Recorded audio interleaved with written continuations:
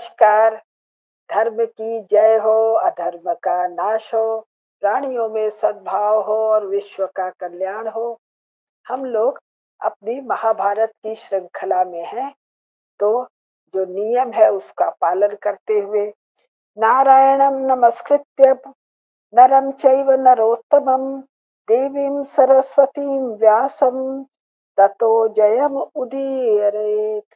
अर्थात अंतर्यामी नारायण स्वरूप भगवान श्री कृष्ण और उनके नित्य सखा दर स्वरूप नरश्रेष्ठ अर्जुन, उनकी लीला प्रकट करने वाली भगवती सरस्वती और उनकी लीलाओं का संकलन करने वाले महर्षि वेदव्यास को नमस्कार करके जय का पाठ करना चाहिए। तो मैंने पिछली बार बताया था, ऐसे ही मन में आया कि महाभारत की श्रृंखला शुरू की जाए, और कई लोगों ने कहा भी था, अपने सुधी श्रोताओं ने, कि इसको प्रारंभ करें। तो अचानक मेरे हाथ में 5वां खंड आया और जो खुला वो लगा भगवत प्रेरणा से है। शत्रु को वश में करने के लिए राजा को किस नीति से काम लेना चाहिए और दुष्टों को कैसे पहचानना चाहिए, इसके विषय में इंद्र और बृहस्पति का संवाद हम लोग श्लोक संख्या 22 तक सुन चुके थे। तो अब आगे बढ़ते हैं। महाभारत का खंड 5 है, शांति पर्व है, 103 अध्याय है और पृष्ठ संख्या 324 है, और श्लोक संख्या 26 से मैं बोलती। बहुत ही मार्मिक बात है। राजा अकेला ही जिस गुप्त कार्य को कर सके उसे अवश्य कर डाले, क्योंकि मंत्री लोग कभी कभी गुप्त विषय को प्रकाशित कर देते हैं और नहीं तो आपस में ही एक दूसरे को सुना देते हैं। अद्भुत! यहाँ तो अजीब विचित्र सा चल रहा है कि राजा कोई भी कार्य करे, प्रधानमंत्री कोई भी कार्य करे, पूरा ढिंढोरा पीट पीट के सबकी राय लेकर करे। ना, देवगुरु बृहस्पति देवराज इंद्र को कह रहे, ऐसे वैसे नहीं। और देवराज इंद्र के मंत्री कौन है? देवराज इंद्र के मंत्री भी देवता लोग हैं, उनको देवगुरु बृहस्पति। और जो हमारे चक्रवर्ती सम्राट हुआ करते थे, जो हमारे राजनीति में पारंगत धुरंधर राजा हुआ करते थे, और उनके अमात्य कैसे होते थे, राजनीति शास्त्र के ज्ञाता और धर्म में दृढ़, उस समय के लिए ये वचन है। आज का तो कहना क्या। आजकल जो पार्टी डेमोक्रेसी है, कितने पार्टी के लोग इकट्ठे किए, अपनी ही पार्टी में कितना विरोध। जहाँ विरोध नहीं है वो कब कहाँ अधिक बड़ा पद लेने के लिए, और क्या क्या क्या क्या झंझट है। तो मुझे याद आ रहा है 2014 से 2019 यानी पहले टर्म में वो जो डीमोनेटाइजेशन वाला निर्णय हुआ था, और बाद में दूसरे टर्म में 307 वाला जो निर्णय हुआ था, धारा 370 को हटाने वाला जो निर्णय हुआ था, तो लगा अरे ऐसे गुपचुप ढंग से हो गया। कई मामले में तो ये सुना कि मोदी जी कहते हैं, वो मोदी जी के यहाँ कोई व्यवस्था है कि बड़े बड़े मंत्री लोग भी अपना मोबाइल बाहर रख के जाए, और इसको लेके भी थोड़ा मैंने सुना आलोचना के स्वर। अरे भाई, आजकल का मोबाइल तो साक्षात जिस कंपनी का मोबाइल है उस कंपनी का जासूसी यंत्र है, ये तो कॉमन बात है।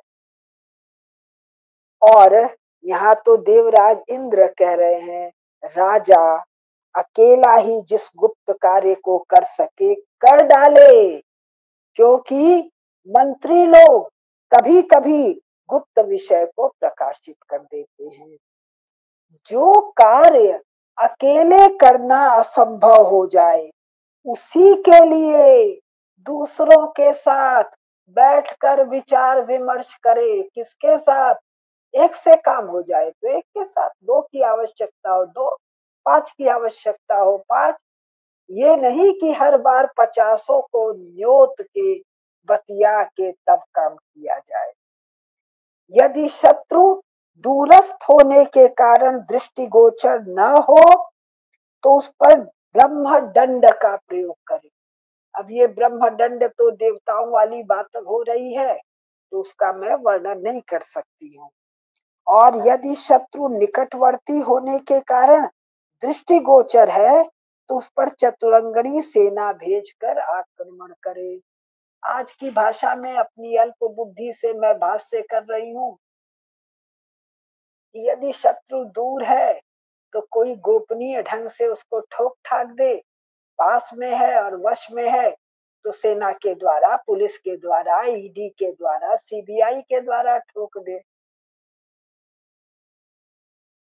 राजा शत्रु के पहले भेद नीति का प्रयोग करे, तत्पश्चात वह उपयुक्त अवसर आने पर भिन्न भिन्न शत्रु के प्रति भिन्न भिन्न समय में चुपचाप दंड नीति का प्रयोग करे। भिन्न समय में चुपचाप प्रयोग कर दिया, शत्रु का कचूमर निकल गया, सफाया हो गया या कलेजा दहल गया, लेकिन राजा पब्लिक में जाके अपनी गाल नहीं बजा रहा, देखो मैंने ये किया। हम लोग कई बार इधर उधर कहीं से, जो कुछ ऊपर लोग बैठे हुए हैं दिल्ली में, नॉर्थ ब्लॉक, साउथ ब्लॉक, वहां से कभी कभी कुछ लोग बताते हैं ये काम हो गया, वो काम हो गया, वो काम हो गया, तो लगता है अरे ये सब अखबार में क्यों नहीं आया। जब शत्रु का इस प्रकार, मतलब प्रशंसनीय ढंग से नाश कर दिया गया तो जनता में बताया जाना चाहिए था, ऐसा मुझे लगता था। मेरे साथ अन्य भी कई लोग को लगता था। यहाँ तो देवगुरु बृहस्पति कह रहे हैं चुपचाप दंड नीति का प्रयोग करके सल्टा दे, ज्यादा उसका प्रचार भी करने की आवश्यकता नहीं है। फिर श्लोक संख्या 29, यदि बलवान शत्रु से पाला पड़ जाए और समय उसी के अनुकूल हो तो राजा उसके सामने नतमस्तक हो जाए। अरे बाप रे, अगर आज नरेंद्र मोदी ये कर बैठे तो सोशल मीडिया में जो बरसात में मच्छरों की तरह प्रकट हो गए, वो लोग तो अपशब्दों की बौछार कर देंगे। और वो सब कौन है? सब हिंदूवादी है, हिंदुत्व के लिए, सनातन धर्म के लिए है। लेकिन महाभारत इस विषय में क्या उपदेश लिखा गया है महाभारत ग्रंथ में, इसको जांचने बांचने की आवश्यकता क्या है। वो सनातन धर्म का उत्कर्ष करेंगे, उत्कर्ष भी नहीं करेंगे, रक्षण करेंगे। बिना शास्त्र को पढ़े उसका पालन करना, उसको मनन करना, उसको धारण करना तो भारी भारी बात है। बिना उसको पढ़े उससे परिचित, कमाल के लोग हैं। यदि बलवान शत्रु से, हाँ, पाला पड़ जाए और समय उसी के अनुकूल हो तो राजा उसके सामने नतमस्तक हो जाए, और जब वह शत्रु असावधान हो तब स्वयं सावधान और उद्योगशील होकर उसके वध का उपाय अन्वेषण करे। यानी जब नतमस्तक हो रहा है उसी समय उसके वध का उपाय कर रहा है। राजा को चाहिए कि वह मस्तक झुकाकर, दान देकर, मीठे वचन बोलकर शत्रु का भी मित्र के समान सेवन करे, उसके मन में कभी संदेह तक न उत्पन्न करे। अब भाई, ये देवराज बृहस्पति और पुरंदर इंद्र के लिए तो मुझे ठीक लगता है, मैं अपने को उसमें शामिल करके कह रही हूँ। लेकिन यदि मोदी जी मियाँ लोगों से, कम्युनिस्टों से, चर्च वालों के साथ ये सब करें तो खून तो मेरे जैसों का भी खौल जाएगा। लेकिन चूंकि महाभारत पढ़ के आप लोगों को सुना रही हूँ, तो याद आएगा कि शांत हो जाओ, शांत हो जाओ। क्या पता उसी नीति का पालन हो रहा है। अब मैं कुछ कुछ छोड़ छोड़ के पढ़ रही हूँ। श्लोक संख्या 36 और 37, पृष्ठ संख्या 325। हे पुरंदर, बहुत से शत्रुओं पर एक ही साथ आक्रमण नहीं करना चाहिए। साम दाम भेद और दंड के द्वारा इन शत्रुओं में से एक एक को बारी बारी से कुचल कर शेष बचे शत्रु को पीस डालने के लिए कुशलता पूर्वक प्रयत्न आरंभ करे। यहाँ हम लोग क्या सुनते हैं, 11 साल हो गया, पहले ही टर्म में सब कर देना था, दिया तो था बहुमत तुमको, दूसरे तीसरे टर्म की क्या बात कर रहे हो। यहाँ देवराज इंद्र तो देवगुरु तो देवराज इंद्र को कह रहे हैं। और उस समय तो महाबली शत्रु, हम लोग जो कथा पढ़े हैं, वो एक समय में एक ही बड़ा राक्षस होता था, बड़ा दैत्य होता था, बहुत से नहीं होते थे। जो जो देवराज इंद्र के समान बलशाली होते थे, कभी कभी उनसे अधिक, कभी कभी उनसे कम। यहाँ तो भाजपा और नरेंद्र मोदी से बढ़े चढ़े शत्रु भरे पड़े हैं। उनके बराबर वाले तो राम जाने कितना है, बल में उनसे कम की तो गिनती नहीं है। और हम लोग कहते हैं पहले टर्म में काहे नहीं निपटा दिए, अब तक क्या कर रहे थे। अब बुद्धिमान राजा शक्तिशाली होने पर भी सब शत्रुओं को कुचलने का कार्य एक साथ आरंभ न करे। किसी को हज सब्सिडी पर भेज दे, कभी नुपुर शर्मा को किसी अतरी कतरी के लिए, भाई जो हम लोगों ने सुना है, कंट्रोल कर ले, तो भाई अब कम से कम मैं तो मन में भी क्रोध नहीं करूंगी।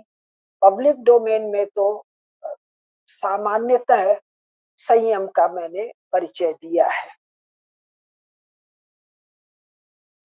एक और अद्भुत बात कह रहे देवगुरु बृहस्पति, हे देवराज, राजा अपने ही आदमियों के विषय में यह प्रचार कर दे कि ये लोग दूषित हो गए हैं, अतः मैंने इन दुष्टों को देश से बाहर निकाल दिया है, ये दूसरे देश में चले गए हैं। ऐसा करके उन्हें वह शत्रुओं के राज्यों और नगरों का भेद लेने के कार्य में नियुक्त कर देते हैं। ऊपर से तो वे उनकी सारी भोग सामग्री छीन लेते हैं, परंतु गुप्त रूप से उन्हें प्रचुर धन अर्पित करके उनके साथ कुछ अन्य आत्मीय जनों को भी लगा देते हैं। ये महाराज राजनीति है, इसके षड्यंत्र हैं। ये कॉन्स्पिरेसी नहीं है, षड्यंत्र। 6 प्रकार की विधियां हैं जो अल्प बुद्धि से मुझे सूझ रहा है। तो सतगृहस्थ का जीवन जीने का जो ढंग होता है, वो ढंग राजा का नहीं है। सदगृहस्थ को शत्रु नाश में नहीं लगना होता है। सदगृहस्थ को अपने परिवार का पालन, कुटुंब जनों का पालन, अड़ोस पड़ोस का पालन और सर्वोपरि 3 आश्रमों का पालन। ब्रह्मचर्य गृहस्थ में तो वो है ही है, उसके सब वर्णन हो ही गए। वानप्रस्थ और सन्यास का पालन करना होता है। इसी में जो दुष्ट लोग भेटा जाते हैं, उनका कुछ उपाय करना होता है, उसका भी बहुत वर्णन है, कभी सुनाऊंगी कि गृहस्थ लोग दुष्टों से कैसे निपटे। लेकिन गृहस्थ जो निपटेगा और राजा जो निपटेगा, दोनों दो भिन्न विषय है। तो ये मैं यहीं पर रोक रही हूँ, और इसके बाद में आगे एक जगह और चल, ये है वही शांति पर्व अपने लोग का चल रहा है, और 113वां अध्याय है। पृष्ठ संख्या 356 है। क्या है? समुद्र में और सरिताओं में, नदियों में संवाद हो। नदियां जो जाकर समुद्र में मिलती हैं, तो समुद्र देवता नदियों के साथ संवाद कर रहे हैं।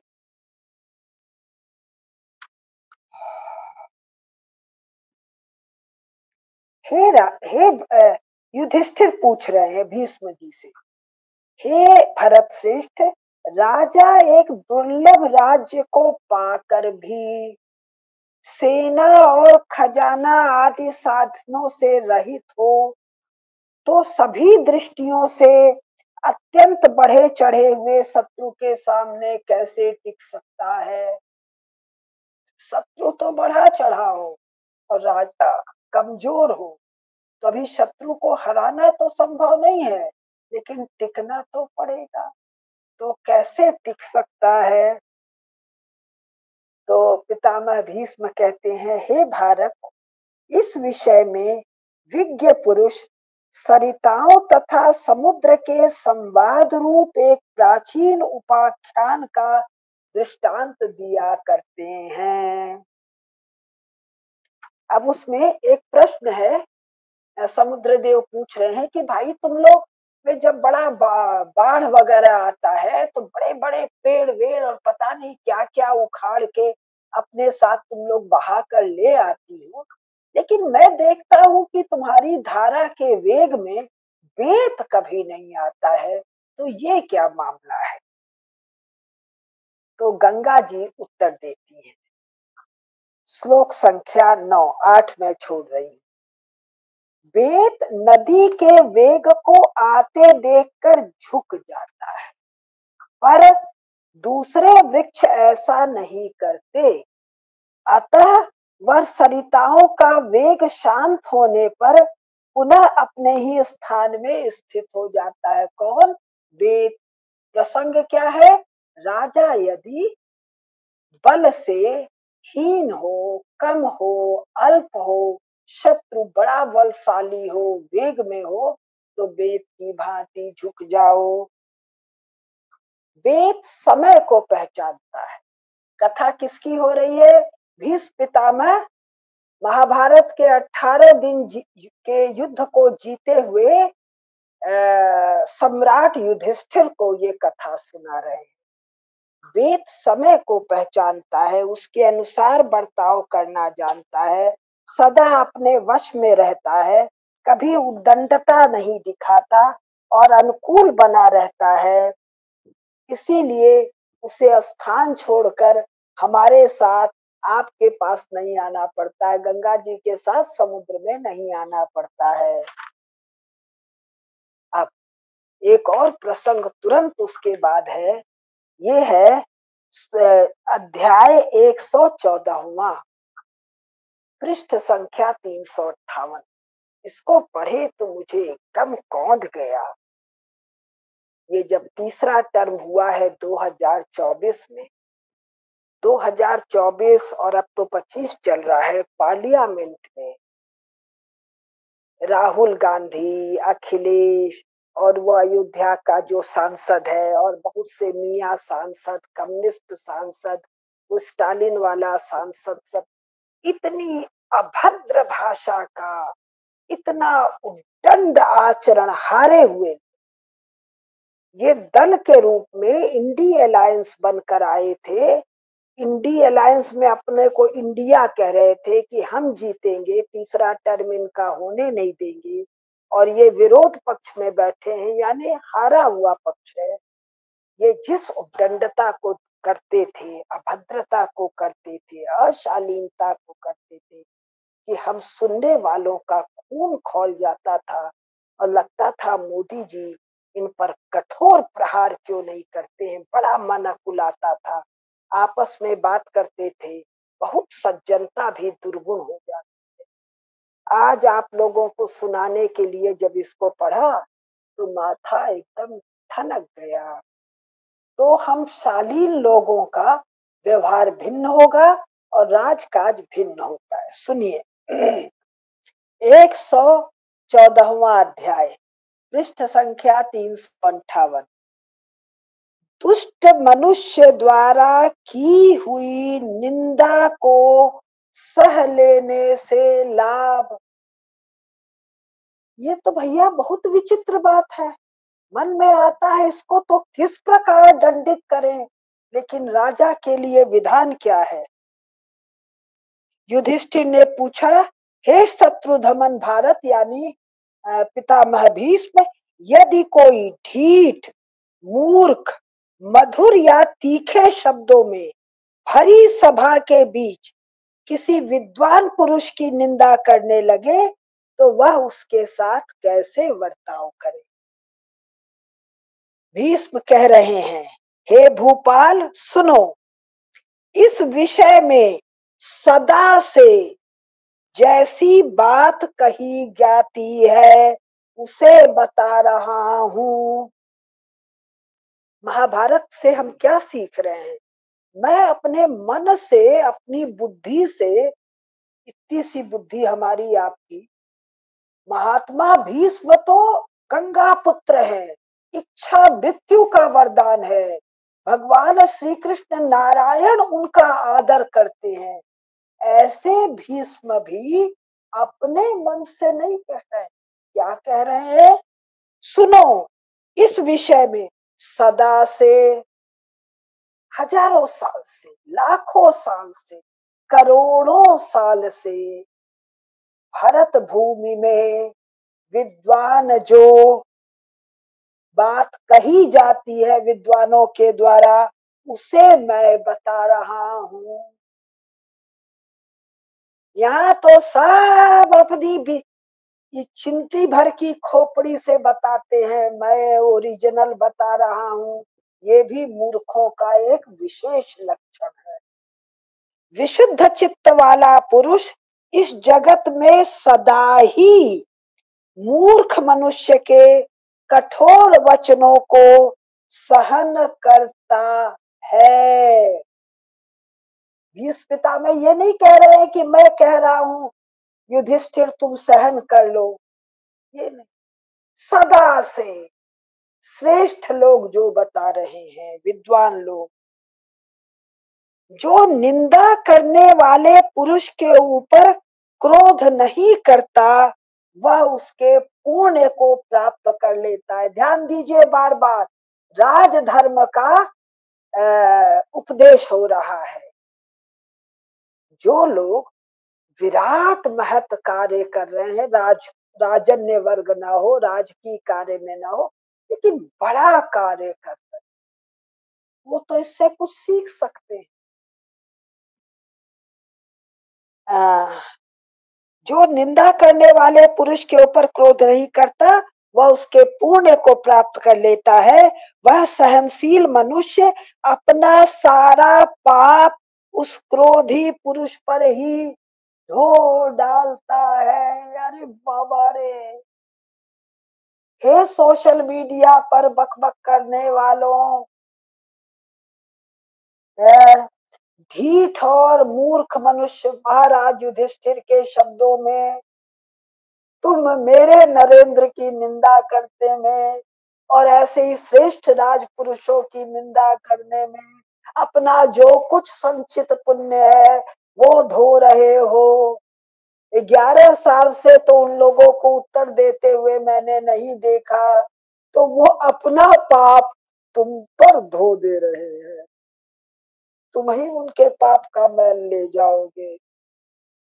अरे बाबा रे, अच्छे पुरुष को चाहिए, यहाँ राजपुरुष से अर्थ है कि वह टिटिहरी या रोगी की तरह टाए टाए करते हुए उस निंदाकारी पुरुष की उपेक्षा कर दे।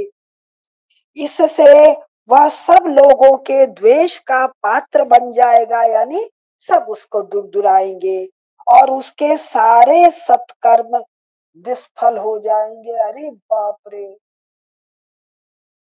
काहे मोदी द्वेष, भाजपा द्वेष, संघ द्वेष, काहे पगला रहे हो। द्वेष नहीं है, टिपिंग है, Soros and company, Congress and company funding है। तो भी पुण्य संचय करना तो महादुष्कर कार्य है।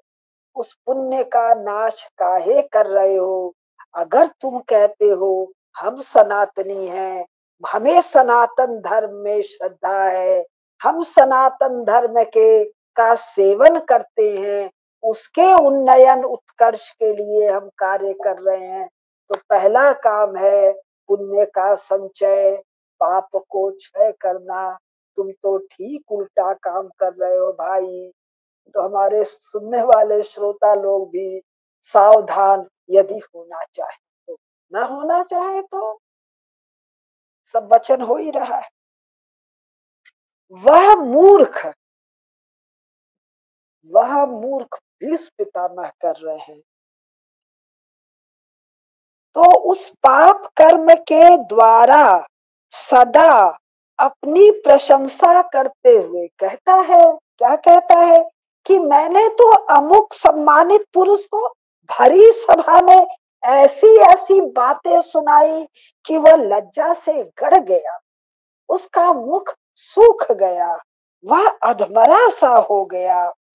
इस प्रकार निंदनीय कर्म करके वह अपनी प्रशंसा करता है और तनिक भी नहीं लजाता है। अब कुसुम लता उसमें जोड़ रही है और अपने संचित पुण्य का क्षय करता है और सामने वाले के संचित पाप को अपने कपार पर टोकरी में माने इकट्ठा कर लेता है, ढोता बोता है। ऐसे अधम पुरुष की, ये पुरुष कौन है, कौन कह रहे हैं, भीष्म पितामह। ऐसे अधम पुरुष की यत्न पूर्वक उपेक्षा करनी चाहिए। हे सोशल मीडिया पर अत्यंत सक्रिय सनातन धर्म की सेवा करने का को तत्पर हैं, ऐसा उद्घोष करने वाले आप लोग इस पितामह जी की परिभाषा में पुरुषाधमः, अधम पुरुष की यत्न पूर्वक उपेक्षा कर देनी चाहिए। मूर्ख मनुष्य जो कुछ भी कह दे, यद यद ब्रुयाद अल्पमति, अल्पमति मूर्ख, मति थोड़ा है, अल्प है। हम भी इस शब्द का प्रयोग करेंगे, मैं शब्द तलाशती रहती थी, अल्पमति। अल्पमति मनुष्य जो कुछ भी कह दे, बुध, बुध मतलब बुद्धिमान पुरुष को वह सब सह लेना चाहिए। जो सह लेना चाहिए, उसका पुण्य क्षय हो रहा है, अपना पाप उधर क्षय हो रहा है, इतना ही पर्याप्त है। जैसे वन में कौआ व्यर्थ ही काव काव किया करता है, उसी तरह मूर्ख मनुष्य भी अकारण ही निंदा करता है। वह प्रशंसा करे या निंदा, किसी का क्या भला और बुरा करेगा, अर्थात कुछ भी नहीं कर सकेगा। ये तो देख लिया, पार्लियामेंट की बकबक सुन सुन के टीवी ऑफ कर देती हूँ मैं, अब नहीं ऑफ करूंगी, अब आनंद से उनकी बकबक का रस लिया करूंगी। यदि पापाचारी पुरुष के कटु वचन बोलने पर बदले में वैसे ही वचनों का प्रयोग किया जाए, तो उससे केवल वाणी द्वारा कलह मात्र होगा। क्या बात है, केवल वाणी से कलह होगा। कलह करना प्रयोजन है, तो वाणी कंठ को क्यों कष्ट देना, ये मैं व्याख्या कर रही हूँ। कलह के तो बहुत सारे उपाय हैं। आजकल लोग ईडी, इन्फोर्समेंट डायरेक्टरेट, सीबीआई और पता नहीं क्या क्या सब आता है, उससे कलह कर लिया जाएगा, उससे कष्ट दे दिया जाएगा। जो हिंसा करना चाहता है, उसका गाली देने से कोई प्रयोजन नहीं सिद्ध हो। तुम पार्लियामेंट में गरिया लो, सोशल मीडिया पर गरिया लो, यदि तुमसे नरेंद्र को कलह करना होगा, कई मिनट, मिनट तो अधिक है, कई सेकंड, और सेकंड से भी छोटा शायद निमिष है, कई निमिष, तो अगर सलट नहीं रहे हैं आप, तो उसकी इच्छा अभी पितामह के उपदेश के अनुसार बुद्धि पूर्वक प्रयास पूर्वक आपकी उपेक्षा करना है। अब ये भी सुना दूं, मन तो नहीं था। श्लोक संख्या 10। मयूर जब नाच दिखाता है, उस समय वह अपने गुप्तांगों को भी उघेड़ देता है। तो ये जो पार्लियामेंट में सब जो करते हैं, कुछ ऐसा ही है। इस प्रकार जो मूर्ख अनुचित आचरण करता है, वह उस कुचेष्टा द्वारा अपने छिपे हुए दोषों को प्रकट कर। ये तो मैं देख रही हूं। मैं आपस में 5-6 लोग जो हम लोग बात करते हैं, उनसे मैं बार बार कह रही हूँ, ऐसा खुल के ये सामने आ रहे हैं, इसका मतलब एकदम भीतर से छटपटा गए। फिर श्लोक संख्या 12, ये भी ध्यान देने योग्य है। जो ये तो हम लोग सबके काम का है। जो सामने आकर गुण गाता है और परोक्ष में निंदा करता है, वह मनुष्य संसार में कुत्ते के समान है। उसके लोक और परलोक दोनों नष्ट हो जाते हैं। ये तो हम लोग भी सीख लें। परोक्ष में परनिंदा करने वाला मनुष्य सैकड़ों मनुष्यों को जो कुछ दान देता है और होम करता है, उन सब अपने कर्मों को तत्काल नष्ट कर देते। निंदा रस इतना घातक है, ये बोध तो मुझे भी नहीं था। मैं भी कभी कभी नन्हा नन्हा छोटा छोटा नंदा रस ले लेती हूँ, आज से नहीं लूंगी। इसलिए बुद्धिमान पुरुष को चाहिए कि वह वैसे पापपूर्ण विचार वाले पुरुष को तत्काल त्याग दे। वह कुत्ते के मांस के समान साधु पुरुषों के लिए सदा ही त्याज्य है। यानी परोक्ष में निंदा करने वाला व्यक्ति कुत्ते के समान, कुत्ते के मांस के समान त्याज्य है। अब इसी का भिन्न भिन्न अर्थ से एक कह रहे, जो परनिंदा रूप अपना कार्य करने वाले दुष्ट पुरुष से बदला लेना चाहता है।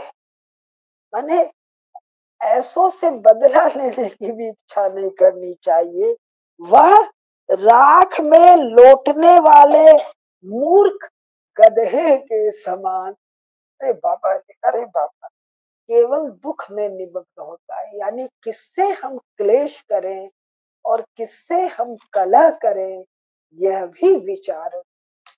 बात बात पर ताव खाना, बात बात पर बल खाना, ये सब शोभनीय शोभनीय नहीं है। राख में लौटने वाले गधे के समान कष्ट पर, पितामह भीष्म का वचन है मेरा।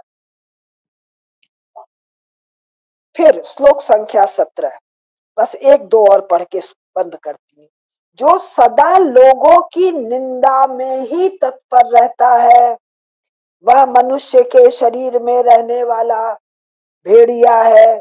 वह सदा अशांत बना रहता है। राहुल गांधी, स्टालिन, ममता, तेजस्वी, अखिलेश, राम, सजीव, पता नहीं कौन कौन है दुनिया भर के, वह सदा अशांत बना रहता है। मतवाले हाथी के समान चित्कार करता रहता है और अत्यंत भयंकर कुत्ते के समान काटने के लिए दौड़ता है। श्रेष्ठ पुरुष को चाहिए उसे सदा के लिए त्याग दे। धन्य हो नरेंद्र, आपका धीरज पार्लियामेंट में देख देख खून खौलता था और भगवान से मैं प्रार्थना करती थी, ये सारे दुष्ट नष्ट हो जाएं। अब ये स्वयं ही नष्ट होने का समस्त उद्योग कर रहे हैं। इनके नाश की कामना करके हम अपना पुण्य क्षय क्यों करें। हम अपना पुण्य अपने नरेंद्र सर धर्म का कार्य करने वाले सभी देशभक्तों को, सभी सैनिकों के कुशल क्षेम के लिए अपने पुण्य का अर्पण करें। उनके लिए राम नाम जाप करें, उनके नाम से गंगा स्नान करें, नर्मदा जी में स्नान करें, हमारे सभी पवित्र पवित्र तीर्थों में स्नान करें और बार बार उनकी मंगल कामना के लिए भगवान से प्रार्थना करें। बस एक और पढ़ रही हूं मैं, जो ये सदा लोगों की निंदा में तत्पर रहने वाला है, वह मूर्खों द्वारा सेवित पथ पर चलने वाला। अरे बाप, जो मूर्खों द्वारा सेवित पथ पर चलेगा वो तो स्वयं नाश के मार्ग पर दौड़ रहा है। उसके लिए और क्या प्रयास करना। इंद्रिय संयम और विनय से कोसों दूर है। वो अपने अहित में प्राण प्रण से लगा हुआ है, हम लोग को कुछ नहीं करना है। उसने शत्रुता का व्रत ले रखा है, वह सदा सबकी अवनति चाहता है। उस पापात्मा एवं पाप बुद्धि मनुष्य को धिक्कार है। और मैं बंद करने के पहले कहूंगी, जो खुद ही गड्ढे में की तरफ दौड़ रहा है, ढलान पर, कीचड़ में, टट्टी में, उसके लिए हम लोगों को पुण्य का क्षय नहीं करना है। धन्य हो नरेंद्र, अब आपके धैर्य का, आपके मुस्कुराने का कारण समझ में आ रहा है। तो अपने सुनने वाले सुधी श्रोताओं से मैं निवेदन करूंगी, पढ़िए महाभारत। न पढ़ सके किसी कारण से 6 खंड लाकर घर में रखिए। जिनको उपहार देना चाहते हैं उनको तरह तरह के कपड़ा लत्ता और क्या क्या उपहार दिया जाता है, न दे के अपने शास्त्रों को गीता प्रेस से खरीद के उपहार में दीजिए। कौन पढ़ेगा, कौन करेगा, क्या पता। मेरी माँ पढ़ती थी, माँ के साथ मैंने पढ़ा। मैं पढ़ के कितनों को इसका आधुनिक संदर्भ में व्याख्या करके सुनाऊंगी। ये न माँ को पता था, न मुझे पता था, न गीता प्रेस को पता। तो ये श्रेष्ठ बीज धरती में छींट देते जाइए, पुस्तकें खरीद खरीद के उपहार में देते जाइए। किस धरती में वो बीज पल्लवित होगा, पुष्पित होगा और फल देगा, ये पता। तो नमस्कार, धर्म की जय हो, अधर्म का नाश हो, प्राणियों में सद्भाव हो, विश्व का कल्याण हो। हर हर महादेव।